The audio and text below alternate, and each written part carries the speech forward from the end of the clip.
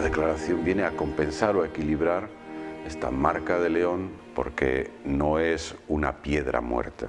Lo que pasó en 1188 fue algo muy importante, poso para lo que tenemos que hacer nosotros ahora en el año 2013.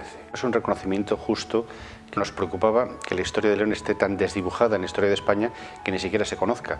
Una manera y una posibilidad de darnos a conocer ante la sociedad del mundo entero, a nivel europeo y a nivel internacional. Es ser un poco el epicentro de la democracia y eso yo creo que para cualquier leonés pues es un orgullo. Una satisfacción y una alegría desbordante, con efectos muy positivos para todos los ámbitos. Bueno, León ya está en el mapa de la democracia, desde 1188 está, sientes mucho orgullo, sientes una tremenda satisfacción. Yo creo que la mayoría de la gente de León es consciente de eso, aunque puede ser que haya pasado como el agua por la espalda de los patos, ¿no? Un dato que sabemos pero al que no le hemos dado la suficiente importancia. Es bonito saber que las primeras cortes de la democracia se hicieron aquí. Como leonesa que soy me siento orgullosa. León es cuna del parlamentarismo, cuna del sistema parlamentario actual, un reconocimiento a nuestra historia, un reconocimiento a nuestro reino, al reino de León. Lo primero es un sentimiento de orgullo, ¿no? Que a partir de ahora se estudiará en los libros de historia. La UNESCO ha declarado a León cuna del parlamentarismo. Pues a mí me pilló la noticia viniendo de viaje. Venía de estar unos días fuera y ya iba siendo hora de que se nos reconociese lo que legítimamente es nuestro. Pero me gustaría que supusiera también algo para el pueblo de León, para la gente leonesa. Como cazurro de pro que soy, yo amo mucho a mi tierra. Es poco original, pues estaba trabajando en la Diputación. Y lógicamente pues felicité a los promotores de esta idea y rápidamente pensé que era una oportunidad importante para León de cara al futuro. Demostrar a la gente que nosotros estamos orgullosos de la historia, que estamos orgullosos de nuestro pasado. El sentimiento fue de orgullo. Me parece que nos pone en el mapa, pone a León en el mapa y reconoce lo que es una realidad, algo que esperábamos y que reivindicábamos desde hacía muchísimos años. Pues hombre, imagínate qué orgullo. Es que hemos inventado la democracia, el pilar básico de una civilización. Es que ha nacido en mi tierra, en León. De hecho, yo muchas veces lo digo y no me creen, me miran como raro. Digo, sí, no, si es que nosotros inventamos esto.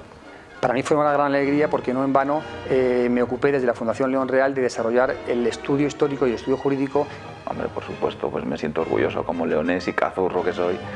Pues siempre nos gusta ser los mejores en algo, los primeros en algo y encima yo viniendo del mundo de la competición no me lo esperaba, no pensaba que León fuese el primer sitio del mundo en el que se hizo un conato de democracia. Juan Pedro Aparicio fue con nombre y apellido el que dijo León es un reino, León es la memoria de Europa, pero León es la cuna del parlamentarismo, nuestra ciudad colocada en el mapa de la democracia mundial como uno de los referentes culturales a nivel mundial.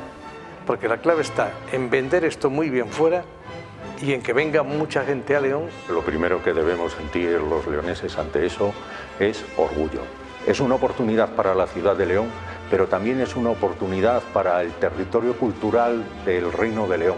Que ya era hora no asimilar lo que supone para la ciudad, ¿no? Que sea mucho más grande de lo que simplemente puede ser un papel. Casualmente lo que es la vida, antojos que tiene la vida, yo estaba en Londres ese día y me entero allí, en la cuna donde ellos creían que eran los pioneros de todo esto. Entonces, pues bueno, la alegría fue inmensa, di un bote en el hotel y bueno, me despedí de Londres diciendo, ahora sí somos los primeros. Un nuevo atractivo para la ciudad.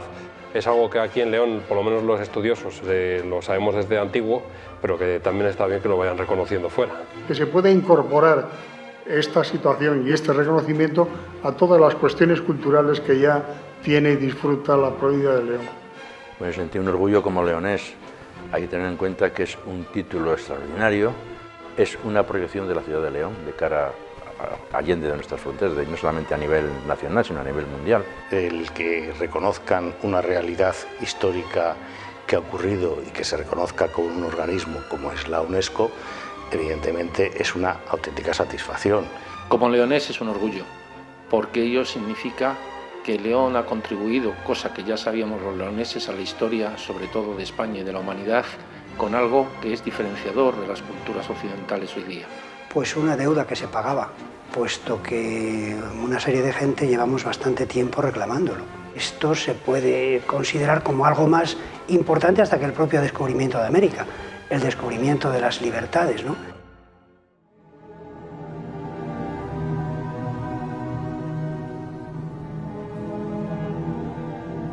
Es el tiempo de las primeras cruzadas. Saladino conquista Egipto, Siria y Jerusalén para los musulmanes.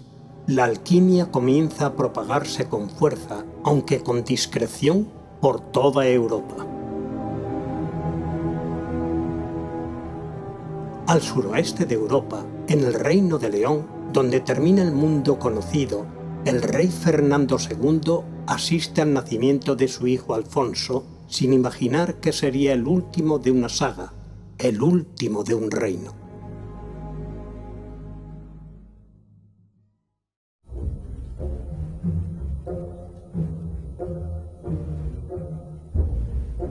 ...1188... fecha singular, mística y eterna.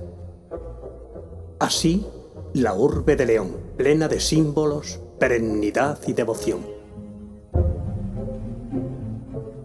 Los cristianos de aquellos días, que luchaban con los musulmanes a morir, también así en sus reinos conspiraban entre sí.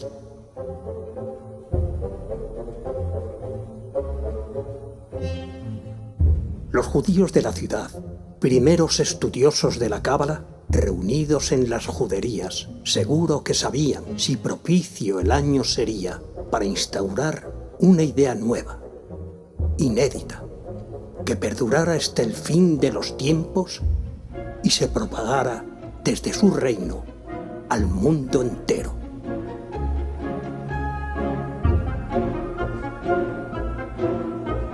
Y he aquí que un joven rey, su recién estrenada corona, una nueva forma de hacer las cosas, nacida de una crisis, una revolución política que le permitirá recuperar el poder y otorgar a su pueblo leyes y derechos, desconocidos hasta entonces por la humanidad.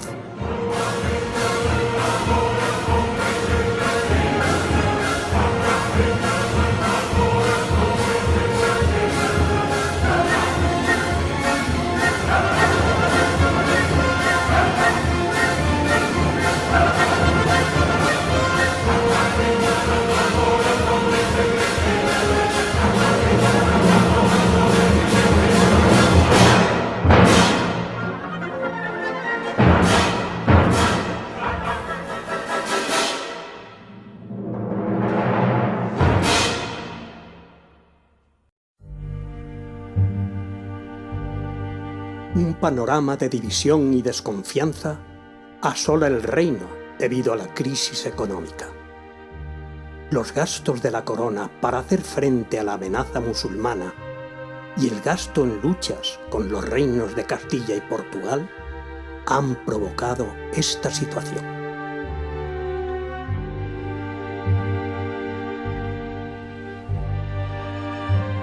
Todo tiende a dividirse, a separarse, a diluirse. Tu reino se desmorona, padre. Ni con todo el poder de esta corona se arregla tanto desorden. Ofrécele al pueblo seguridad, garantízale justicia. Este reino necesita unidad. Esa es la idea que debes sembrar. Momentos convulsos por la disputa de la herencia al trono entre Alfonso y su hermanastro Sancho. La madre de este, Urraca López de Haro, mujer de Fernando II, deseaba ver a su hijo reinar y no dudaba en conspirar para conseguirlo.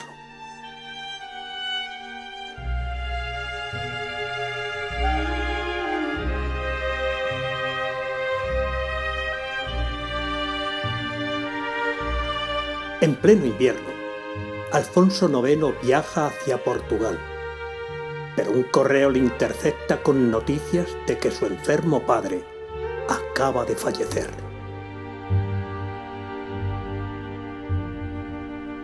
Detiene su viaje y, sabiendo que su madrastra deseaba el trono para Sancho, regresa a León lo más rápido que puede.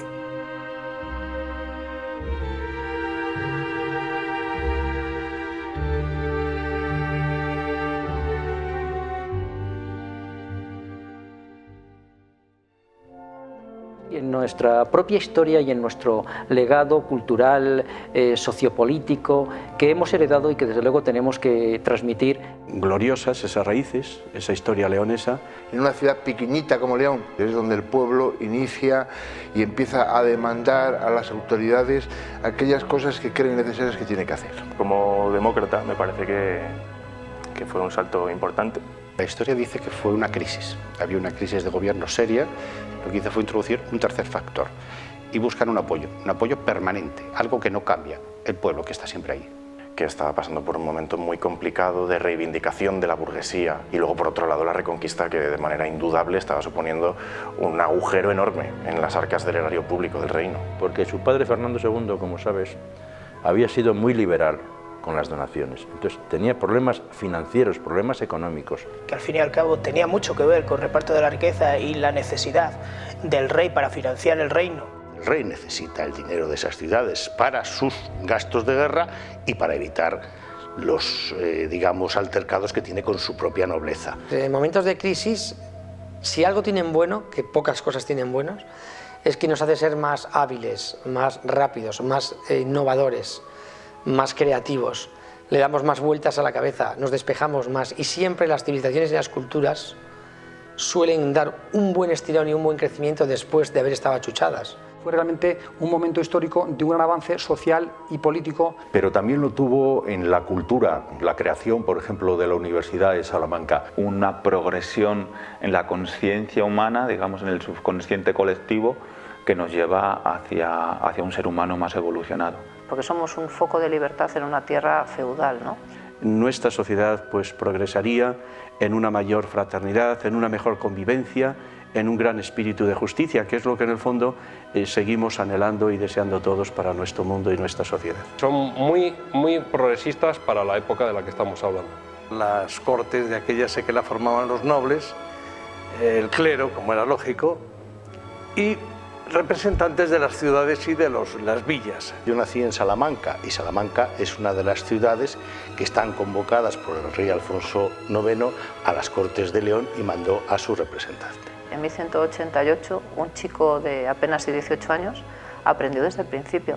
Tenemos que aprender mucho de nuestra historia. Siempre se tiene que aprender de la historia, eso es obvio. En Derecho se estudiaba Derecho Constitucional y algo de esto desde luego sabíamos. Lo que se produjo en el reinado de Alfonso IX, las Cortes, no eran totalmente la democracia como ahora lo entendemos. Ojo, no votaba todo el mundo, hoy votamos todo el mundo. Aquello fue solamente un inicio, la cuna, las primeras flores, pero claro, evidentemente supuso una enorme ruptura. Los leoneses y las leonesas llegaron a una conclusión y era que había que cambiar los modos de hacer las cosas. Dar participación al tercer estado, dar participación al pueblo llano.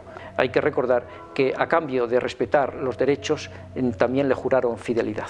Es de justicia que la UNESCO nos haya reconocido a León como cuna del parlamentarismo, porque es que fue así, es que la historia no se puede cambiar. Y en 1188 Alfonso IX dio un paso importantísimo de cara a la democratización y de cara al parlamentarismo. Y eso está ahí y no lo puede negar nadie. Prueba de ello es que la UNESCO lo ha reconocido. Democráticamente hablando, tenemos que estar muy orgullosos de lo que tenemos, pero tenemos que conservarlo y llegar a más. Tenemos un legado que nos ha dejado Alfonso amablemente y tenemos que saber disfrutar y vivir con él.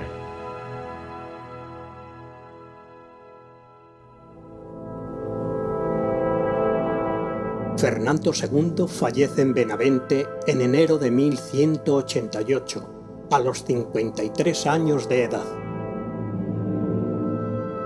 Contraviniendo los deseos de Fernando II de recibir sepultura en la Catedral de Santiago de Compostela, fue, probablemente, enterrado en el Panteón de Reyes de San Isidoro.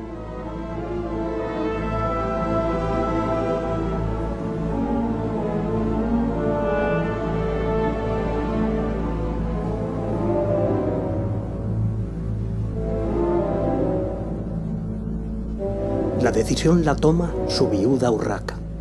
a quien no le conviene trasladar los restos mortales a Santiago, porque el arzobispo de Santiago y ella no compartían los mismos intereses políticos, pues éste se inclinaba por Alfonso como legítimo sucesor de su padre.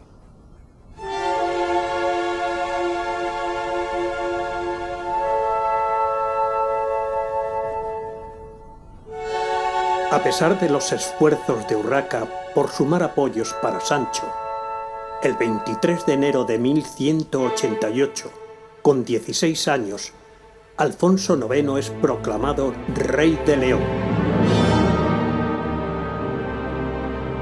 Promete trasladar los restos de su padre a la Catedral de Santiago para cumplir al fin su voluntad. Solo han pasado unos meses y esta corona empieza a pesar como si lo hubiera soportado toda una vida.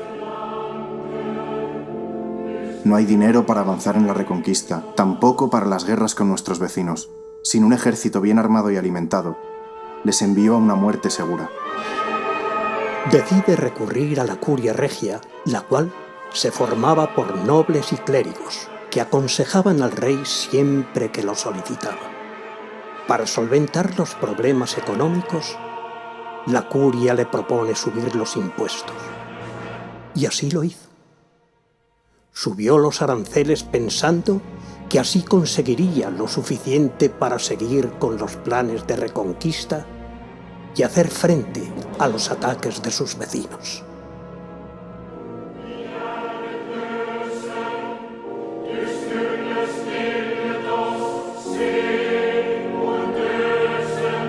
La subida de impuestos provoca todo lo contrario a lo deseado.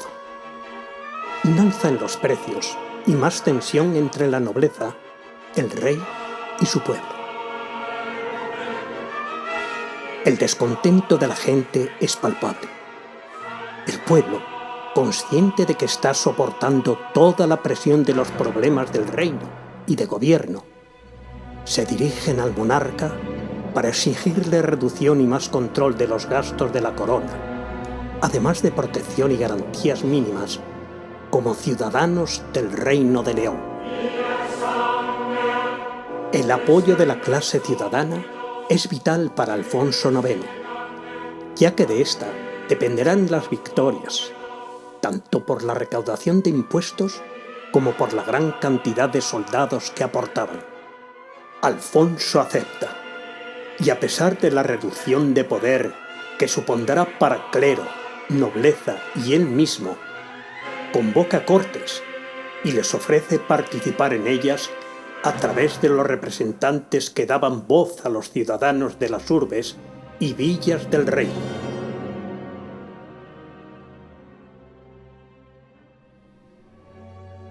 León tiene un privilegio, que no solo es cuna del parlamentarismo, sino que además es el actual contenedor del modelo de democracia más directo y más participativo, que son los concejos. Hay que recordar que, por ejemplo, en León ya estaba el fuero del año 1017, hecho por Alfonso V, que ya reconocía muchas libertades al pueblo llano. Que ser cuna del parlamentarismo supone un compromiso muy grande. Un gobierno donde predominase la ética, la transparencia. Podemos aprender que de todas las crisis se sale, es cierto, pero que hay que reforzar esa ligazón que hace que un Estado funcione. Hay que consultar al ciudadano, hay que tener presente siempre las razones que nos dan los ciudadanos. La democracia, de todas las maneras, se va haciendo día a día con el esfuerzo y el trabajo de todas las personas y la participación. Todos tenemos que participar. Hay ciertos problemas que la gente está padeciendo y que hay que tener en cuenta sus criterios. El nivel de democracia siempre depende de qué es lo que queramos encontrar en la democracia. Todas las clases sociales se deben de sentir representadas y a todas hay que mirar por igual. Vamos a ser un poco los abanderados de todo este paso que estamos dando. Los reyes de León siempre habían apoyado al pueblo llano, dándole fueros, dándole privilegios y concediéndole algunas garantías que otros reinos medievales, yo diría que prácticamente de toda Europa, no habían reconocido. No se puede gobernar sin el pueblo. No hay ningún tipo de excusa para no dar participación a la gente. El ciudadano no debe estorbarle a los políticos, sino más bien todo lo contrario, apoyarse en el pueblo. Lo que nos queda ahora es que esos cauces y esas herramientas estén sobre la mesa y se puedan utilizar.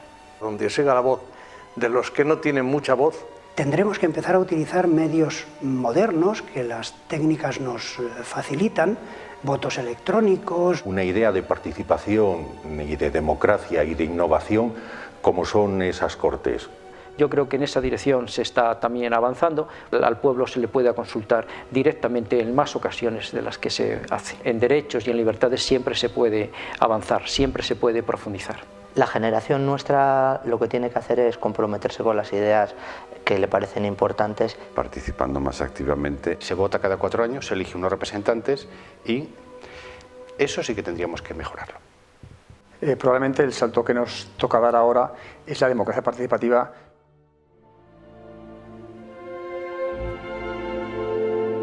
Esta reunión marcará un antes y un después en la lucha por los derechos fundamentales y la protección de los ciudadanos contra los abusos de poder de la nobleza.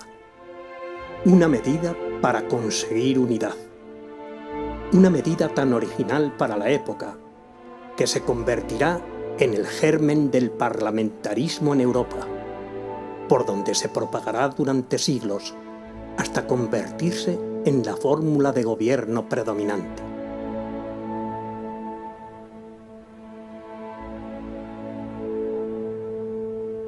Una espada por la nobleza, un báculo por la Iglesia, un cetro por el rey y un cayado por el pueblo.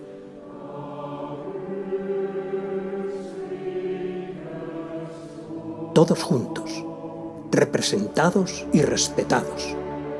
Los restantes de las ciudades y principales villas del Reino de León serán los procuradores, también llamados personeros u hombres buenos, elegidos por los ciudadanos de sus correspondientes villas para su representación política en la curia.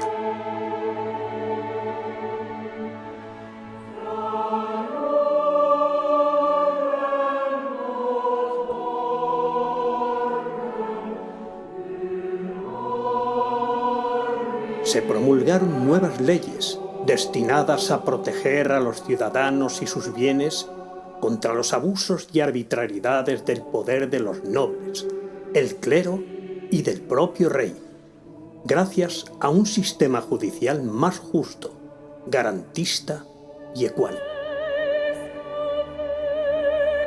Este importante conjunto de decretos ha sido denominado popularmente como la Carta Magna Leonesa, un documento que sienta las bases de los derechos individuales y colectivos básicos para garantizar una sociedad justa. Establezco que ni yo, ni nadie de mi reino, destruiremos o invadiremos casa ajena, ni cortaremos viñedos o árboles de otros. El que tenga quejas contra alguien, que acuda a mí o al Señor de la tierra, o a los justicias establecidos por mí, por el obispo o por los señores. Y si aquel contra quien se dirige la queja quisiera dar fiador o prenda de que estará a derecho según su fuero, no padezca daño alguno. Prometo también que no haré guerra ni paz, ni tomaré acuerdos sin reunir a los obispos, nobles y hombres buenos, por cuyo consejo debo guiarme. Tenemos una gran oportunidad. Hay muy pocos sitios reconocidos en esa lista de la UNESCO. A partir de este momento, pues nosotros tenemos la oportunidad de sacarle provecho, que es lo que yo creo que estamos haciendo. Esta es una oportunidad terrible para demostrarlo y para hacerlo. Que León por fin tenga su sitio en la historia. Este tipo de reconocimientos depende mucho efectivamente del uso que se les dé. Más turismo, nos vengan a ver más y haya más fuentes de ingresos que buena falta nos hace. Pues bueno, pues hagámoslo para que haya un mayor turismo y que la gente venga a conocer. Reutilizar bien los medios que tenemos y, por supuesto, nunca cerrarnos. Este es un tema de trabajo organizativo, productivo. Podemos colocarnos tan alto como nuestras fuerzas quieran. Habría que desarrollar probablemente un plan estratégico recopilando ideas de la sociedad civil y de todos los grupos políticos hacia dónde queremos llegar y qué medios tenemos para ello. A León, por supuesto, se la va a dar a conocer al mundo y, por tanto, todos los sectores, servicios que tenemos van a salir beneficiados. Cómo lo vamos a explotar depende de todos nosotros, el que tengamos la imaginación y la capacidad suficiente para poner encima de la mesa actividades, actos y proyectos que sean atractivos. En estos momentos lo que nos toca también es ser visionarios, un poco utópicos. Deberíamos buscar algún elemento que le asocie a esta marca, calidad en Galicia o en Asturias, paraíso natural, para que le saquemos algún tipo de provecho. Gestar una marca que sea León, cuna del parlamentarismo, que se asocie León al parlamentarismo igual que Salamanca como ciudad universitaria. Se hagan unos debates abiertos, grandes debates durante el verano, algo de ese tipo. Hacer una buena investigación histórica. Y a ver si empiezan a salir tesis también, ¿no? Que como universitario echo de menos en este sentido. Organizar, yo no sé qué tipo de evento, pero algo en lo que de verdad participase el pueblo, que es de lo que se trata, ¿no? Que el pueblo fuese el protagonista. Hoy en día lo que mueve las masas son los medios de comunicación. Pues a través de las redes sociales, eso es una plataforma de proyección excelente para que León sea conocido en el mundo y además, por supuesto, como cuna del parlamentarismo. Nos atrevimos incluso a representar una teatralización de las propias Cortes de 1188, es decir, que desde la Imperial Cofradía se están haciendo muchísimas cosas. Que aquí viniera un presidente del gobierno, que aquí se hiciera alguna vez un Consejo de Ministros, o que aquí viniera pues, el heredero directo de Alfonso IX a recordar ese evento y tuviera repercusión internacional.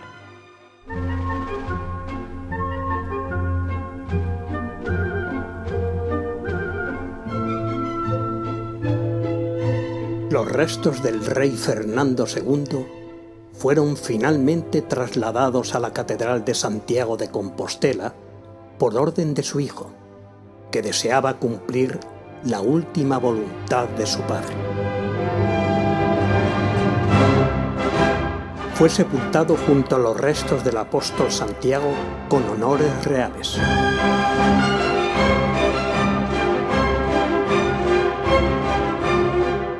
Al funeral acudió una enorme cantidad de gente de todos los rincones del reino. No existe precedente de tal multitud acudiendo a un acto por respeto al difunto Fernando II. Pero sobre todo, para acompañar en ese día al rey que les dio voz, uno de los más queridos que tuvo el Reino de León en su historia. El último rey de León.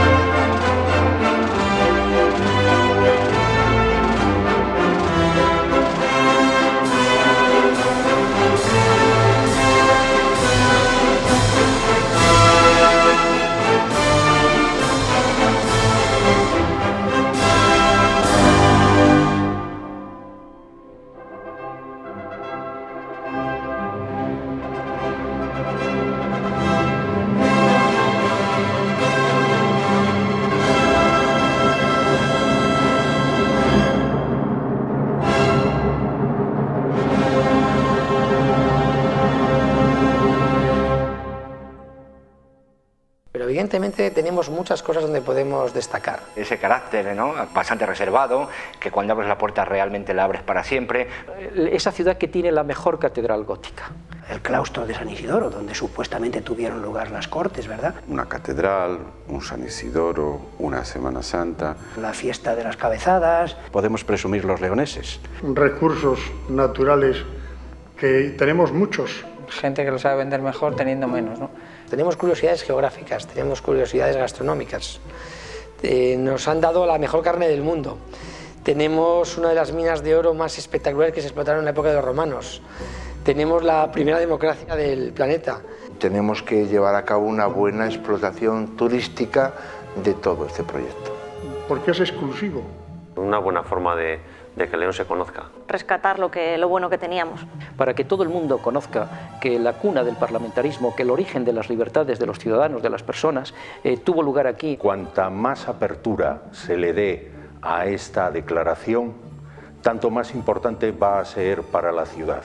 En Australia siguen pensando que la cuna del parlamentarismo son las Islas Británicas. Aunque de aquella teníamos esa lucha con los ingleses en quién había sido primero. Cuando hablas de parlamentarismo, a todo el mundo nos viene a la mente el Parlamento inglés. Juan sin tierra, a que le hemos destronado. Y esto ya viene de atrás, siempre teníamos una lucha con Inglaterra. Pero ya en otros países, como he dicho, de habla inglesa, se ha reconocido eso internacionalmente. Es muy importante el que cale en toda la sociedad, que todo el mundo sepa lo que estamos celebrando. Porque lo que no se lee, no se sabe, no se conoce. Se tiene que enseñar a los chavales desde el principio que León está al principio de la historia del parlamentarismo, para que cualquier leonés sepa contestar qué supone ser cuna del parlamentarismo y sobre todo estar orgullosos de ello. Todos los leoneses tenemos que poner, yo creo que nuestro grano de arena para que tenga éxito. Entre todos tenemos que unirnos, que todos vayamos por el mismo camino. Yo creo que es sencillo, porque ya tenemos la pauta. Que esto sea recordado ya para siempre.